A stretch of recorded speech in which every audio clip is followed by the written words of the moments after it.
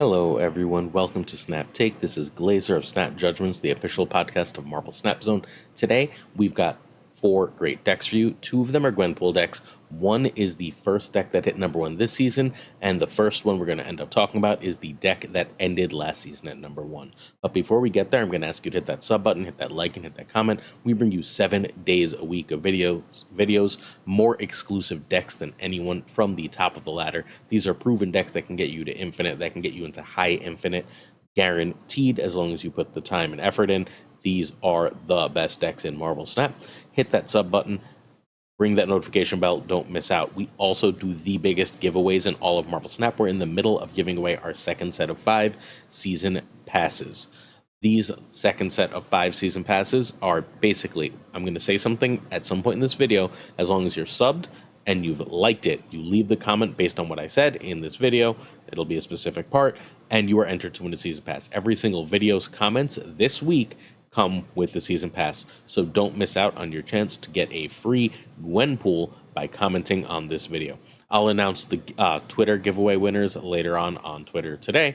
We had our first 5 winners from last week's season pass giveaway announced in Sunday's video. This is the deck that finished last season number 1, and it is very, very good, although it does have exactly one consistency problem that I'll explain as we go forward. But this deck is literally absolutely fantastic, super strong, super consistent, can compete with absolutely anything in the meta. Silver Surfer, as I've been telling you, Silver Surfer is going to be in a lot of the decks today, because Silver Surfer is the best home for Gwenpool so far. But what we found is that Silver Surfer can compete with almost anything in Marvel Snap. It was one of the best decks before Arishem came out. So what does Surfer do when Arishem comes out? It adds Darkhawk and Mystique and says, I can win enough other games by using my Surfer game plan that if I have a Darkhawk and Mystique game plan also, we're good. And then one of the key Darkhawk cards, Rock Slide, although not the Arishem match, just happens to be a 3-drop. So you can conceivably play something like Rock Slide into Brood, into Darkhawk, into Mystique and Surfer. Right? Like, that's just a wildly powerful play pattern. There's a lot of really powerful things to do with this deck. It's great. Try it out. You can find Zunz at twitter.com/Zunz. Zunz is the 15-year-old who has now spent 2 seasons, although technically he won in December. Sizer was ahead of him in terms of snap points at the very end, and the infinite leaderboard is a disaster and doesn't always work. So you can call this either his first or second number 1. He's one of the best players in Marvel Snap. Basically, whenever he's off from school and has the ability to play a lot, he ends up near the top of the infinite leaderboard. For this list, Nocturne can be Rogue, but you need the best card in the game, Mockingbird, as well as Darkhawk, assuming you're seeing a lot of Arishem, and if you're playing Marvel Snap right now, you're seeing a lot of Arishem. I do genuinely think Mockingbird is the best card in the game, though. It's probably the most must-buy card, although I fully expect it to get nerfed relatively soon. It's hard for me to imagine them leaving it this good forever. Alright, so this was number 1 by like 400 or 500 snap points in the June season, which is absolutely insane. Sunday's video will be taking a look at as many of the top 5 players' decks as I can get my hands on, as is tradition at this point. So, but this was number 1 by a ton, so we'll talk about this again at the end of the season. So, turn 1, you have Korg. Turn 2, you Forge. Turn 3, if you forged, only if you forged or if you have Absorbing Man, you Brood. If not, Rock Slide is better than Nocturne. Good. Turn 4, Absorbing Man if you Brooded. If not, you do one of the turn 3 plays. Turn 5 is generally Sarah, or you can also drop Forge and Brood. And then turn 6, Darkhawk, obviously. And then turn 6, you go off with Surfer, Mockingbird, other stuff. Mystique, copying that Darkhawk into Surfer is huge power. There's a million ways to go to end the game and just put a ton of power on the board. You could also just drop a Darkhawk and Surfer to end the game, which is just crazy power, right? Like if you got Sarah out, that is exactly 6 energy. This list is super strong, super consistent. I took it out for like 5 games and I went, oh my, this might be what I end up hitting Infinite with. We'll see. I haven't found anything that's like really screaming my name out. I want to hit Infinite with something fun this season. But this is so strong that it's entirely possible that this is one of the best decks in Marvel Snap and one that many, many, many more people should be playing.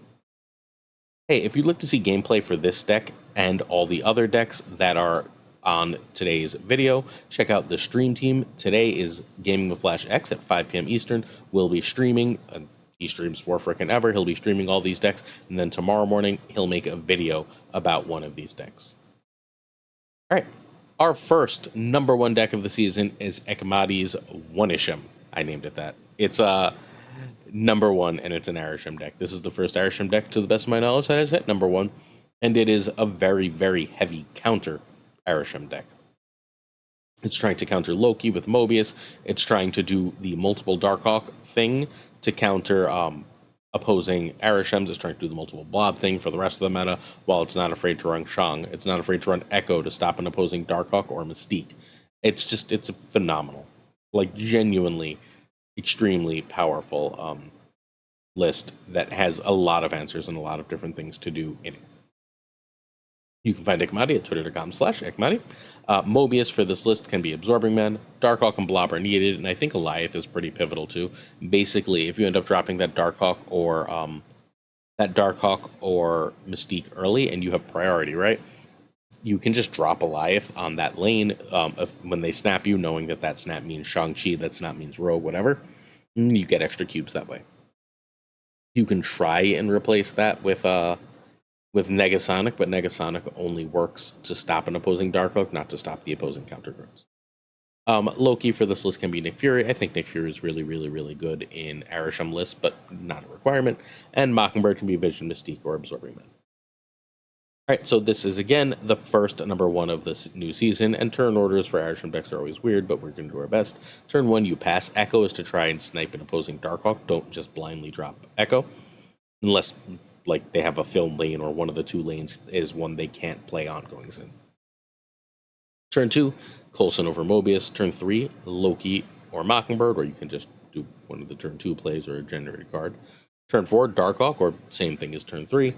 Turn 5, if you can, I tend to like to blob here. Sometimes you'll Darkhawk here, but I really, really like to get that blob out because when they stay, you know they're giving you information, and that information is how you leverage being good at Goliath, right? Look at their deck. Are they running a Darkhawk or are they running a Shang-Chi? What is their answer to what you're doing? Turn 6, Goliath or Rogue, Mystique, Echo, Shang in some combination. You can literally go Blob or Darkhawk into Mystique to copy one of them into Rogue into Echo, which is just silly power. So this list puts out an absolute ton of power. It's really cool. It's really powerful. We're going to keep showing you Arishem lists as long as they keep succeeding. And Ekmadi's is, again, the first Arishem list to hit number one in Marvel Snap, at least to the best of my knowledge. Largely because Zuns didn't play Arishem and chilled in number one for basically the entire last several weeks of last season. Hey, if you're in New York City or the New York City area and would like to come to Brooklyn this Friday, that's 2 days from now at 6 p.m., there's a huge Marvel Snap tournament sponsored by myself and Power On Gaming, that's Super Tech God. Come meet me, come meet a bunch of Marvel Snap players, have a great tournament. Marvel vs. Capcom will be set up. It's going to be a blast. Check it out. All right. Next up, we have a Bohe deck. Bohe is a Mexican player. He is one of Marvel Snap Zone's writers. He writes some of my favorite deck guides. I took one look at this and went, this isn't going to work. And then I went to play it and went, oh, this totally works. This deck puts out a crap ton of power. I don't think it needs a Koye, but everything else about this list is just genuinely so very much power and so very consistent. You do a ton of stuff. You have too many options on 3. By the way, that first list, I said I was going to say this, and then I did not. The first list, one weakness is you only have 3 cards that you want to play on 3. They are Nocturne, Brood, or Rockslide, and if you don't see one of the 3, it can be a little awkward. All right, this list does not care. It just puts out power. Everything gets so big in this list. I'm sitting there with like a, thanks to Fastos, a 212 Gladiator, and just all sorts of shenanigans that you can just like put up insane power. This forgoes basically every single bit of Surfer deck in order to put out more power. This has been really successful. If you'd like to watch Bohe stream it, check him out at Bohemnida on Twitch. This needs Shaw, Hope, and Gwen, but if you buy season passes, those are 3 cards you have, because Shaw was December, Hope was March, and Gwen is now. They've been trying to seed this strength bump deck forever. Hell, Surfer is an old season pass card, right? They've been trying to seed this deck forever. Fastos and Gladiator are not required. They can be Makari, Polaris, Spider-Man, Juggernaut, Cosmo in some combination. I think Juggernaut would be really, really good here, just for the record. And I think this deck really wants Makari, but I'm not sure over what. I'm leaning personally over Nakia. Okay, so in 4 hours, this went from 73 to 95, and then Bohei had to hang out with his partner. But it is a 63% win rate and just flying in 4 hours through the infinite leaderboard. Sorry, up to almost infinite. Turn 1, America Chavez. Turn 2, Forge if Brood or Okoye. Turn 3, Brood if you Forge or Absorb Men. If you have Gwenpool, though, I will happily hold Forge and Brood for the end of the game. They just get so damn big. Or you can drop Hope. And that's more or less equal to Fastos, which is better than Nakia. Turn 4, you Absorb Men if you Brood, or Gwenpool. Gwenpool is an amazing card in this, and that's better than a 3. Turn 5, 2 3s, if you had Hope or Fastos who lets you. If not, you do a 2 and a 3. This is a good spot to Forge and Brood, for example. Or, yeah, you don't really want to drop a Koye now, but you will. You can also, if you end up dropping a 3 on turn 4, drop America Chavez with that, perfectly fine. And then turn 6 is sort of whatever. You either end with Surfer, or you end up copying the 6 power Brood with an Absorbing Man that was hopefully hit by some the 6 or more power Brood with an Absorb Man that was also hopefully hit by Gwenpool, and you have a massive amount of power that way. It's like a Surfer without the Surfer, basically. And it works great. It's genuinely super powerful. Alright, I haven't had time, because I'm still working. I was at work today and yesterday, to get back to shorts. I'm trying, I promise. So let's do this in here instead. We're going to bring them back to the videos. Sorry about that. My Own Worst Venomy for $5 is a phenomenal value bundle. 1,000 credits for $5 is about as good a deal as you get. 234 progress. If you like this Venom variant, it's through the roof value. But even if not, you should totally be buying this. Send them the message. Like, everyone who doesn't usually spend the $5 on these monthly bundles, or $15 on these monthly bundles, if you could afford this one, I'd really appreciate it. So sort of send them the message that if they make it cheaper, enough more people buy it to make it more valuable than if they didn't. Meanwhile, Artist Spotlight Wild Blue is bad. This is a bad value bundle. For $50, you're getting 150 progress. At 180, 190, I'm willing to recommend it. At 150, no, you shouldn't do this. Also, Arrow is, like, Magneto is great, but, like, both of these are Series 3 cards. And Arrow is a Series 3 card that doesn't really see a lot of play. One Spotlight key and 2,000 credits is simply not enough progression to make this bundle worth it. Please don't buy it. Again, we're trying to tell Second Dinner that we want good value, not bad value, so skip this one. All right, next up, this was 67% in 46. It got up to 70% in like 56, and then Woody changed decks because he got bored of it. But this deck is another really, really like crazy strong one. You just have stupid amounts of power with Gwenpool in this list, right? You're not bothering with the Surfer. Instead, you're saying Patriot, because that lets you get... So the reason Patriot makes more sense in many ways than Surfer here is that if you go Patriot on 3 or Patriot Mystique on 3, you can still do Forge Brood on 5 and Absorb Man on 6, and like you don't not have the ability to get that pump from Surfer. You're already getting that pre-pump from Patriot, which is pretty great. But hey, Gwenpool hitting Iron Man is pretty great. Gwenpool hitting Mockingbird is pretty great. Gwenpool hitting Mysterio is great. Mr. Sinister is great. This list is all about having really amazing targets for these cards. Hell, Iron Lad could be any of the above and is great. The only card you don't really want to hit, I mean, I guess you don't care about hitting Darkhawk or Patriot, but honest to God, Darkhawk is here largely because Arishem is a card, and so you can do the Darkhawk Mystique thing. Outside of that, you're perfectly happy never playing that card. You'd much rather play like a Forge Brood or an Iron Man, or like a super cheap Mystique or something like... a super cheap Mockingbird or something like that. Be very careful with your Mysterio. Don't blindly drop Mysterio early, though, because if you end up Brood Absorb Man, you've just filled 2 of your 3 locations entirely. So, like, Mysterio was meant to be sort of a later play, where you're not going to Brood and Absorb Man anymore. So, like, if you get a giant... like, if you Gwenpool out Mysterio and you get a giant stupid Mysterio, then all of a sudden it's worth it. You do that on like turn 5, and then you've got a super cheap Mockingbird on turn 6. All right, so you can find Woody at twitch.tv/YoWoodyMJ. Darkhawk can be Sarah or Ravonna. If you are still looking to counter Arishem decks, you can make it Rogue as well, or Shang-Chi. The other high series cards are needed, though this is expensive. That's why I saved it to the end of the video. So this was stopped playing at 70% in 55 games. Turn 1 you pass, turn 2 Forge if you can Brood or Sinister, turn 3 Brood or Patriot, turn 3 Brood or Patriot, turn 4 Mystique on Patriot or Absorb Mana on Brood. You can also just drop Gwen, and you can also just drop Lad. If I had a Gwen in hand, I'd almost always play Gwen over Lad unless I brooded on 3. Next up, turn 5 Iron Man or Mysterio into 3. And if you Iron Man, Mystique is amazing, and then you're choosing between Patriot Mystique or Mystique and Patriot based on copying Iron Man or copying Patriot. Or you can just drop Mockingbird and a bunch of other stuff. Tons of power in this one, like genuinely tons of power. This is a very cool list, very distinct, a list that exists. Like, if you remove Darkhawk, this is sort of like the old Iron Patriot list, but I think Gwenpool really, really does give this a big power bump and makes this a deck worth looking at and playing. Cool. All right, on to questions of the day. Let's do that. Kevin Bacon asks if infinite card backs are better looking on purpose. So I don't pay all that much attention, but someone can correct me if I'm wrong. And this is where your question's going to be in this section, just so you know I didn't actually forget this time. Kevin Bacon asks if infinite card backs are better looking on purpose.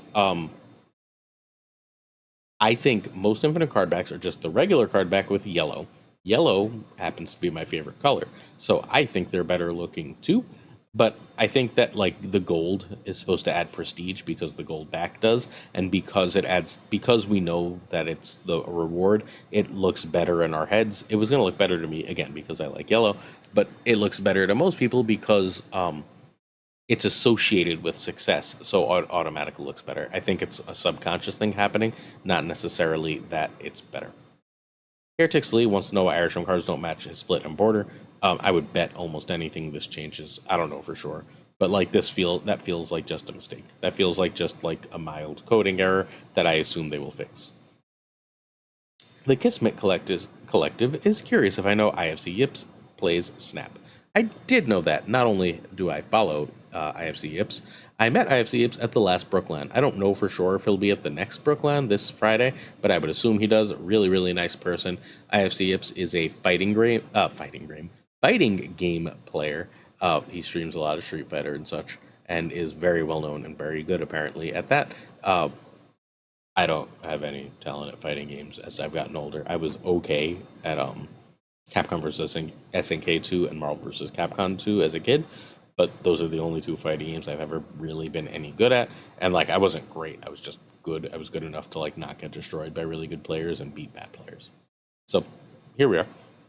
7Suji7 asks about Dragon Ball Z and my favorite character. So funny you should ask. When I was, 12, one of my friends got a bunch of early Dragon Ball Z tapes, and I watched everything from the Saiyan saga through the Frieza saga, and I thought it was the coolest thing ever. I was 11 or 12 years old, and I absolutely adored it, and I never forgot how much I adored it. And then it came on Toonami when I was, 15, and I was so excited, because in my head, in my memory, it was like the coolest thing ever, and it was so slow and so repetitive, I just could not watch. It was a million episodes before anything happened, and then the people beating each other up, and then beating each other up, and like, I thought it was really, really weak.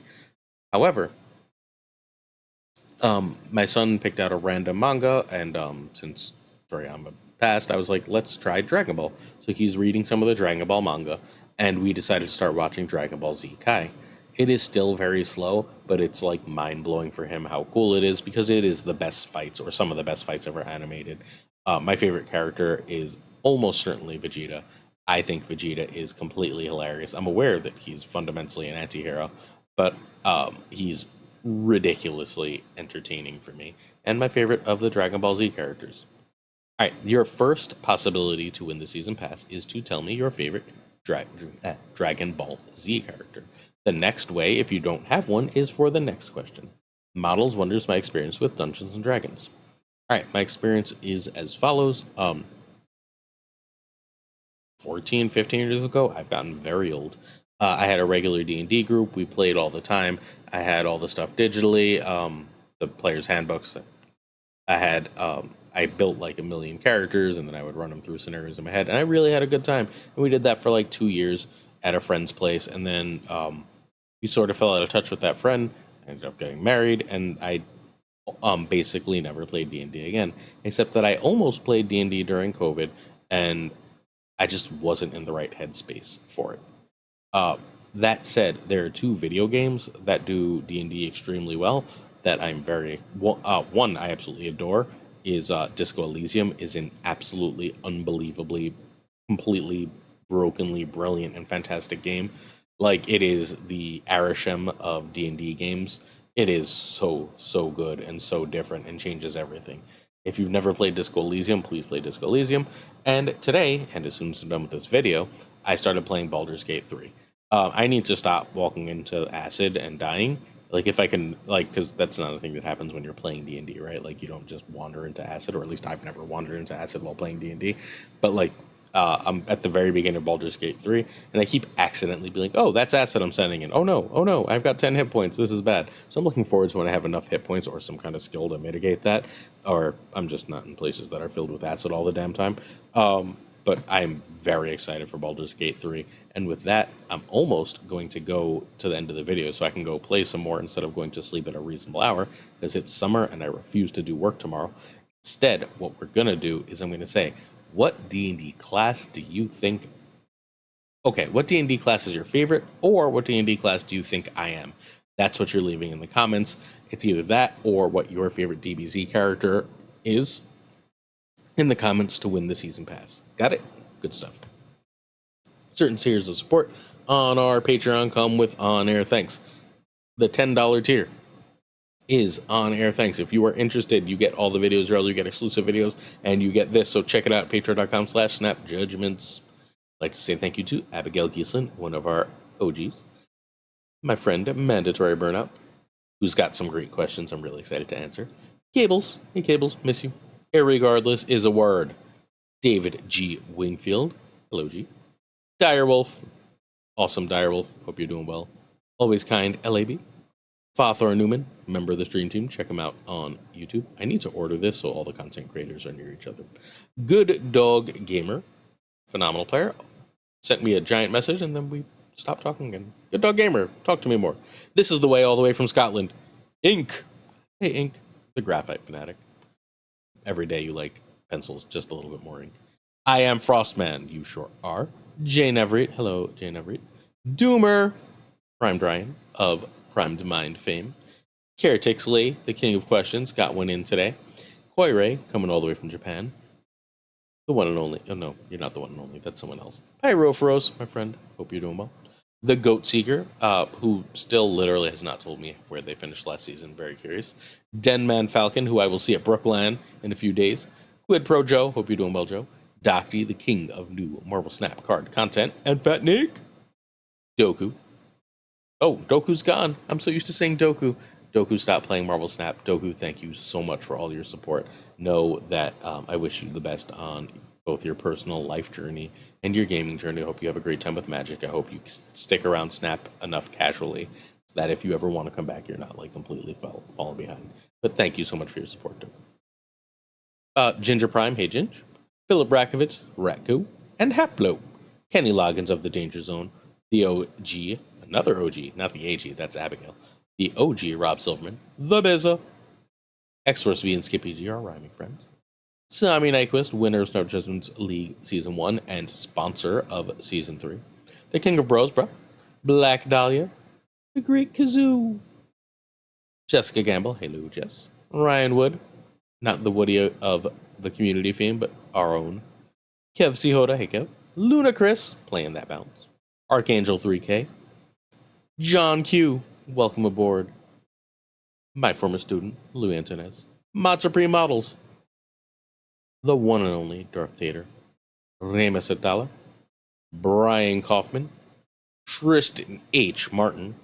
Jason B. JD McDonaldino, who just wants to play but is so busy at work. The Fuzzy Dunlop. Spectrumix. Woo. Matt H. DJ Mikey Hijinks, and that's his name in the game, which makes me so happy.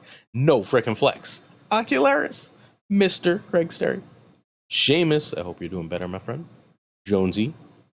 Two Ties. Breaking Two Ties. Lauren Whatevs. My favorite Marvel Snap person. The Pirate King Tuccrr. The Homie Min.